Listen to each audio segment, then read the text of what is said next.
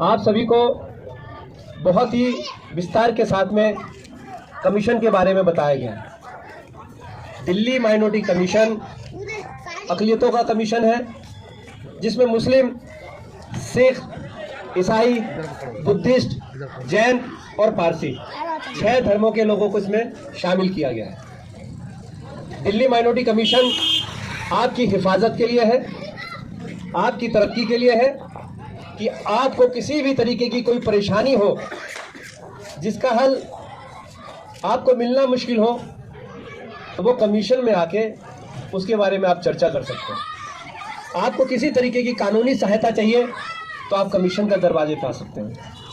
आपको किसी तरीके की मदद चाहिए, किसी भी योजना की जानकारी चाहिए कि सरकार अक़लियतों के लिए क्या क्या कर रही है, उसकी जानकारी जानने के लिए आप कमीशन के दफ्तर में आ सकते हैं। आपको पूरी मालूमात वहाँ से मिलेगी। दिल्ली माइनॉरिटी कमीशन आपके अधिकारों की रक्षा करता है कि आपके साथ कहीं कोई अन्याय तो नहीं हो रहा, कहीं आपके साथ कोई जाति तो नहीं हो रही, कहीं ऐसा तो नहीं है कि आप जिस इलाके में रह रहे हैं वहाँ पे आपको किसी तरीके से गाली गलौज दी जा रही हो, या आपके धर्म के आधार पर आपको रोका जा रहा हो, या आपको बड़ा बुरा कहा जा रहा हो। तो ऐसे हालात में आपका रहना मुश्किल हो जाता है, आपके आस पड़ोस के लोग साथ नहीं देते। तो ऐसे माहौल में आप जब रहते हैं तो आपको डरने की ज़रूरत नहीं है। तो आप माइनॉरिटी कमीशन में आते हैं और अपनी शिकायत करते हैं तो कमीशन उस पर संज्ञान लेता है और वहाँ पे जो भी कोई अधिकारी है उनसे संपर्क करके उस समस्या का हल करता है।